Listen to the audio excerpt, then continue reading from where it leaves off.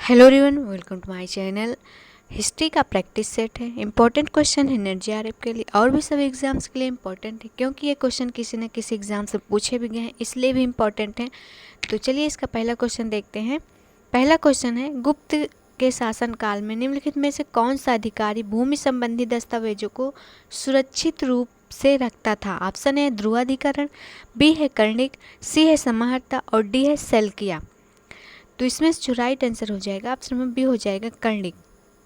कर्णिक जो थे गुप्त काल के शासनकाल में भूमि संबंधी दस्तावेजों को सुरक्षित रूप से रखते थे। गुप्तकालीन राजस्व व्यवस्था में भूमि कर संग्रह करने के लिए जो थे वो ध्रुवाधिकरण थे। भूमि कर संग्रह करते थे। ध्रुवाधिकरण जो थे वो भूमि कर को संग्रह मतलब इकट्ठा करते थे। तो इसका राइट आंसर ऑप्शन में बी हो जाएगा। नेक्स्ट क्वेश्चन देखते हैं। गुप्त काल में पूर्वी भारत से होने वाले सामुद्रिक व्यापार का सबसे बड़ा केंद्र था। ऑप्शन ए है भृगु कच्छ, बी है ताम्रलिपि, सी है कोरकई, डी है कावेरी पट्टम। कावेरी पट्टम।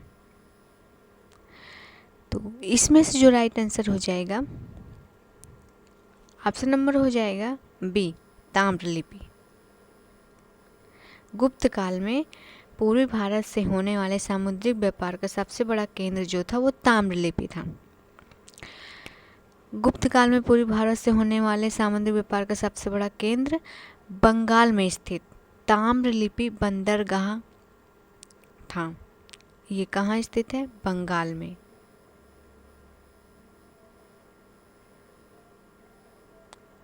बंगाल में स्थित ताम्रलिपि बंदरगाह था, जहाँ से चीन, लंका, जावा, सुमात्रा आदि देश जो थे वो यहाँ से व्यापार करते थे। तो इसका right answer option number B हो जाएगा। Next question.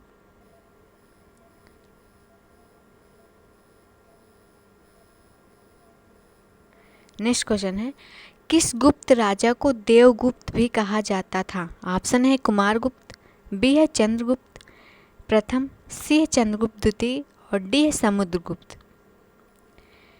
किस राजा को देवगुप्त भी कहा जाता था? तो इसमें से जो राइट आंसर हो जाएगा ऑप्शन नंबर हो जाएगा सी चंद्रगुप्त द्वितीय को जो थे इन्हें देवगुप्त भी कहा जाता था। इनके बारे में थोड़ा जान लेते हैं।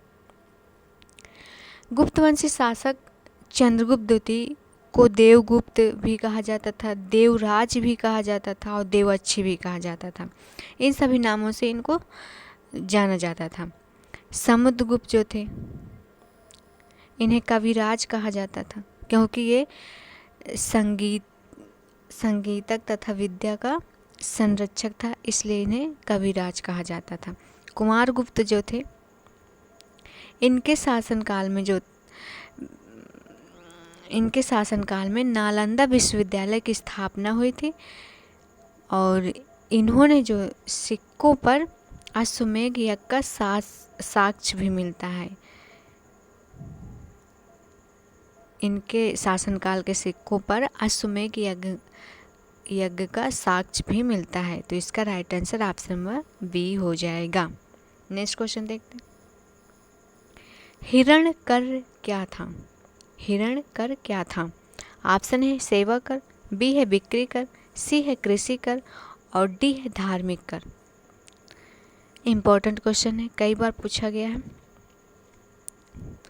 तो हिरण्यकर जो था कृषि कर था। इसका right answer option number C हो जाएगा। हिरण्यकर जो थे गुप्तकालीन कर था। यह एक राजा के द्वारा कृषि उत्पादन के बदले लिया जाता था, इसलिए इसका right answer option number C हो जाएगा। नेक्स्ट क्वेश्चन देखते हैं। गुप्तकालीन सिक्कों का सबसे बड़ा कोष निम्नलिखित में से कौन सा है? ऑप्शन है बस्ती, बी है कोटावा, सी है बयाना और डी हाजीपुर।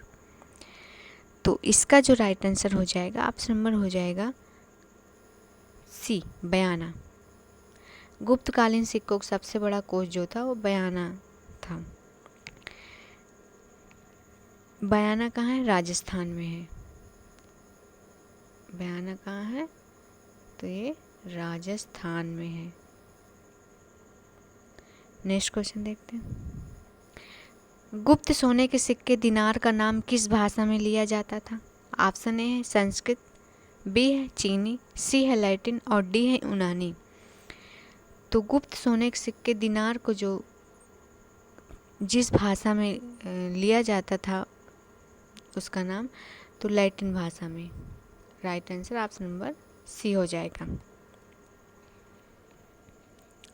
नेक्स्ट क्वेश्चन देखते हैं। निम्नलिखित में से कौन सा मंदिर खजुराहो में नहीं है? ऑप्शन ए है दशावतार मंदिर, बी है 64 योगिनी मंदिर, सी है चतुर्भुज मंदिर और डी है कंदरिया महादेव मंदिर। तो इसमें पूछा गया है खजुराहो में नहीं है, तो इसका जो राइट आंसर हो जाएगा ऑप्शन नंबर हो जाएगा ए, दशावतार मंदिर खजुराहो में नहीं है। दशावतार मंदिर जो है वो उत्तर प्रदेश के देवगढ़ में स्थित है। ये उत्तर प्रदेश के देवगढ़ में स्थित है, जो भगवान विष्णु को समर्पित मंदिर है। इनका निर्माण गुप्त काल में हुआ था। दशावतार मंदिर का निर्माण गुप्त काल में हुआ था। इसका right answer option number A हो जाएगा। Next question. गुप्त काल में भुक्ति का प्रशासन कौन करता था? ऑप्शन ए है भोक्ता, बी है उपरिक, सी है आयुक्त और डी इनमें से कोई नहीं।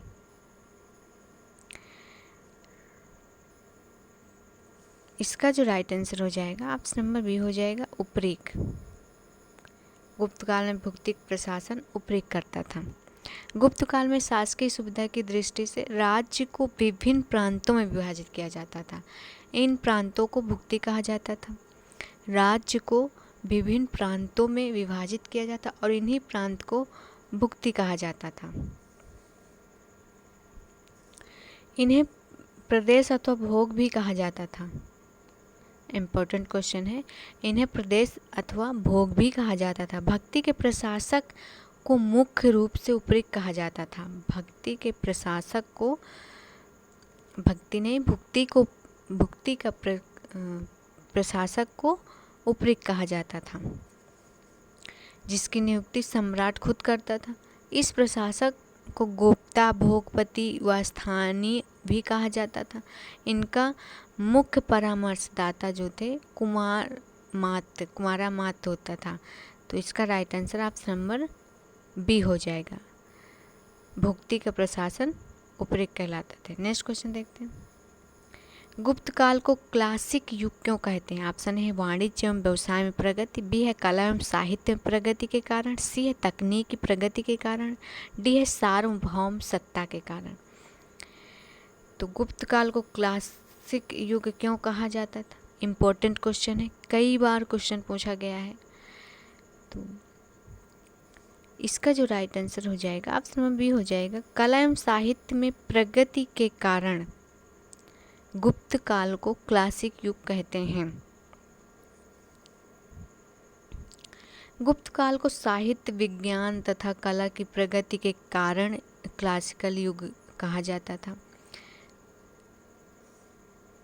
साहित्य, कला तथा विज्ञान के प्रगति के कारण। नेक्स्ट क्वेश्चन देखते हैं। इसका राइट आंसर ऑप्शन में बी हो जाएगा। नेक्स्ट क्वेश्चन देखते हैं। सती प्रथा का उल्लेख करने वाला प्रथम अभिलेख था। ऑप्शन ए ऐहोल, बी है जूनागढ़, सी है नानाघाट और डी है एरण। तो इसका जो राइट आंसर हो जाएगा ऑप्शन नंबर हो जाएगा डी एरण। सती प्रथा का सर्वप्रथम अभिलेखी प्रमाण जो है वो एरण अभिलेख में ही मिलता है।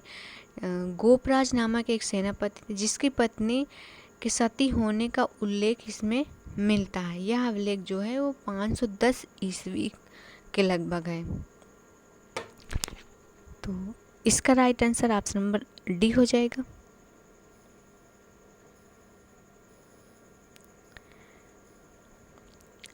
अगर वीडियो अच्छी लगी हो तो सब्सक्राइब कर लीजिएगा एंड लाइक कर दीजिएगा। मिलते हैं नेक्स्ट वीडियो में।